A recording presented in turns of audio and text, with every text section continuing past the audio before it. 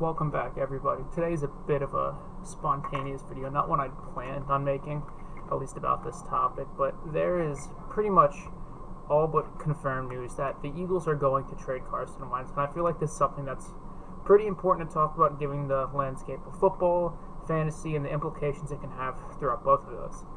First thing I want to say is that I was dead wrong.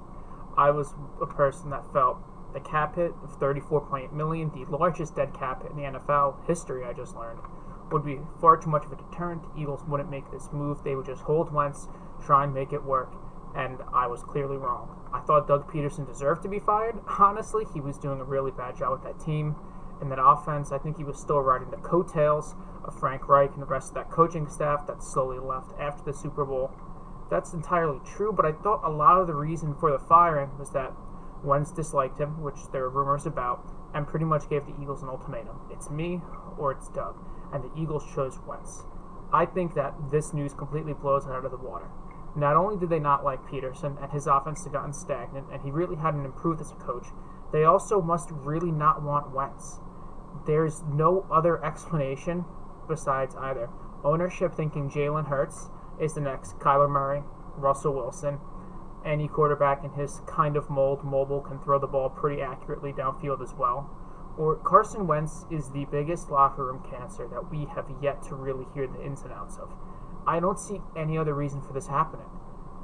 There is a third, and I guess it's one of the more important in terms of team building and kind of explains, but not really, why you would take such a big cap hit. $35 million out of a $180 million cap is an outstanding amount of money to take on a dead cap hit. And I guess that's the draft compensation, because as of right now, the two teams that seem at least very in on Carson Wentz are the Chicago Bears and the Indianapolis Colts.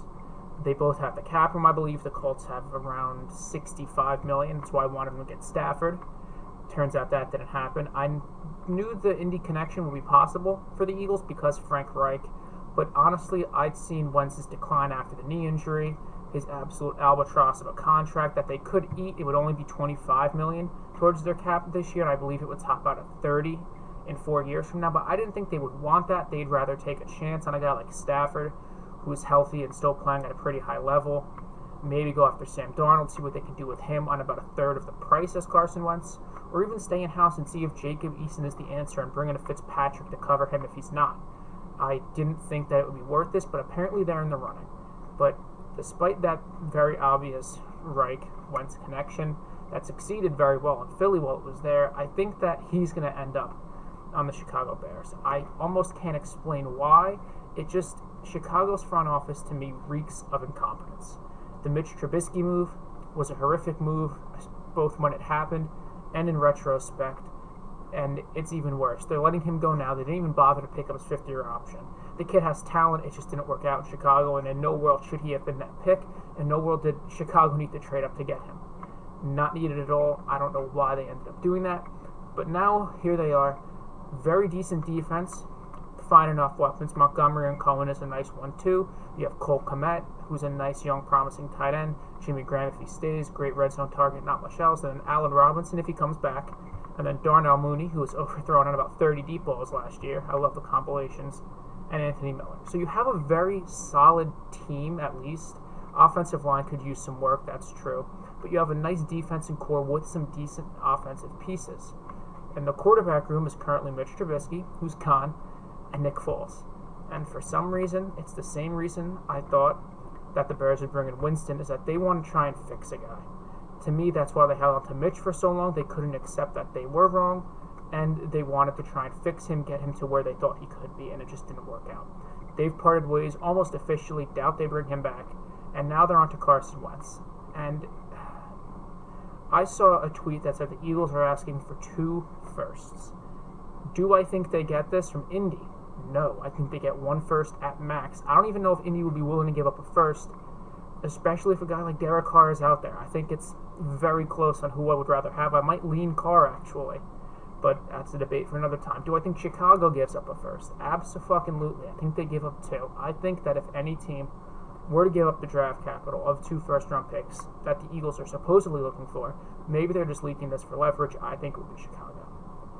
They like I said, seem desperate to go on a reclamation project, to fix this quarterback project. And I can see them trying to rebuild the magic that Foles and Wentz had that 1 year in Philly that led them to a Super Bowl with none of the competent coaching. It's just really embarrassing that that's the point of belief I hold in Chicago's front office, that I think that they would send out at least 2 firsts, probably just 2 firsts, maybe another player to make the cap work if they need to just pair up an old quarterback tandem that's definitely both past where they should be. It's really shocking, and there's still more to come from it. So there could be another team in the mix. This could all be a smokescreen, which I doubt. I think at this point, Wentz is officially off the books. Philly, I think Hurts is going to be their guy, for good or bad. But it's just going to be a really interesting scenario, and I'm kind of curious to see how it plays out. With that, though, I will admit again, I was wrong. I really didn't think that Philly would trade him. $35 million dead cap hit. I thought they could just ride it out, maybe hold Hurts behind him for another year, maybe move Wentz the next year, maybe do some funky 2-quarterback stuff, get kind of creative. I thought there would be a way to resolve this in-house, but clearly it's not. So I guess, real quick, I'll just take a look at the 3 teams again, and if I think this benefits them in terms of Philly, the cap hit is ridiculous. Largest dead cap hit in team history. I don't think that it's even worth the capital they get back, but I think the capital is, in their mind, enough compensation if they get the 2 firsts they're supposedly looking for. I think they'll even take the 1 first, or I think a first-round pick is worth $35 million in dead cap. Absolutely not. But apparently they do. In terms of Indy, I think they should stand pat. I think Wentz has been on a significant decline since the ACL injury. He just hasn't looked the same. It's clear he's not as mobile. He's taking a lot of sacks. He's forcing a lot of throws, and he's missing really easy throws. I know Miles Sanders specifically didn't help him out on some of those swing passes where he dropped quite a few of them, but there were just a lot of basic throws that Wentz couldn't even make. Whether it's his confidence being shattered or the fact that he's just simply not as good as he was 4 years ago, I think Indy would be better off trying to go after a different quarterback. Like I said, Darnold for a third of the money, and you still have money to bring in more receivers, more talent to really shore up a group that could make a push for a Super Bowl, honestly, if they got the right quarterback, which I don't think is Wentz, or they keep it in-house, like I said, Eason, bring in a veteran like Fitzpatrick, try that. And now to the Bears. I think that Chicago should not do this, but they're going to. Chicago's going to be the team that ends up trading for him. I just feel it. Maybe it's because those are the only 2 teams that have been published, so I was just checking to see if there's any more Wentz news. Nothing so far. Do I have a particular landing spot, though, for Wentz, where I think he should go? I can't really even think of one. I guess Indy makes the most sense in terms of that connection, but like I said, I think that's bullshit. I guess Chicago's the best spot for him and Philly if they really don't want him this desperately, but I just don't see a need for Carson Wentz to be traded.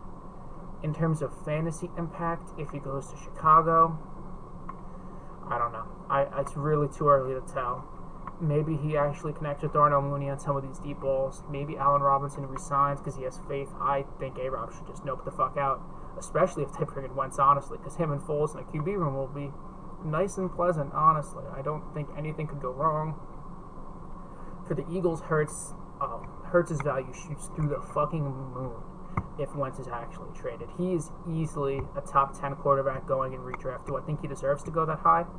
Maybe. His Konamiko potential is certainly there. 20% of production comes from rushing points, if you didn't know.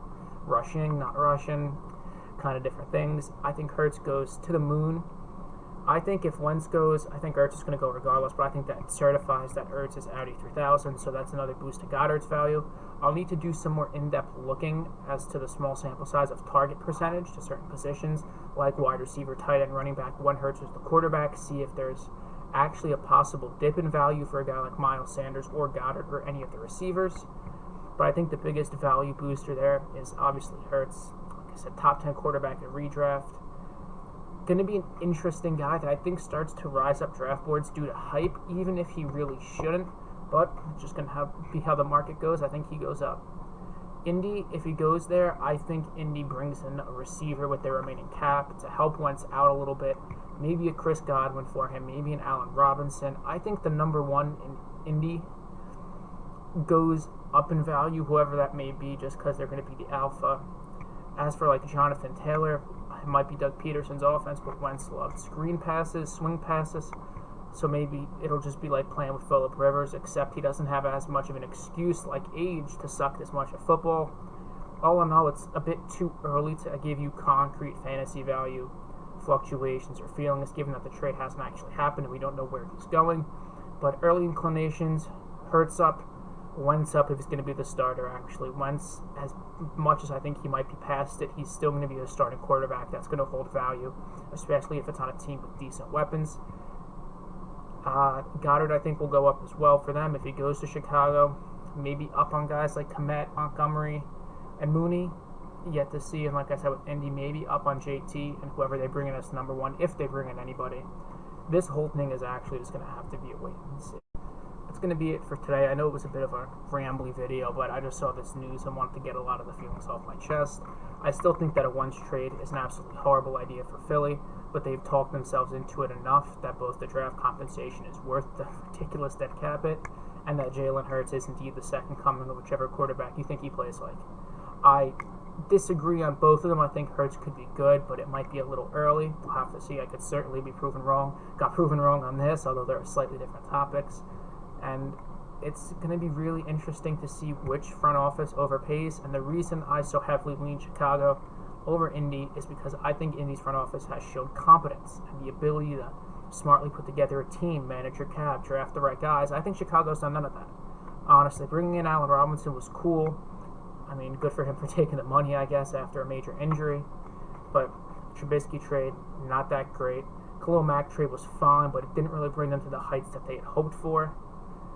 It's, all in all, really, really interesting, and I think really sad that we've hit such a point with Wentz, with his value, with the Eagles, because if they make this trade and Hurts falls flat, whether that be due to his own talent, his own play, or Philly's inability to construct a team around him, it's going to be really bad for them, and I don't think any amount of draft picks is going to make that better. It's going to be it for today, guys. I'll make another video whenever Wentz officially gets moved somewhere. That's it, though. Peace.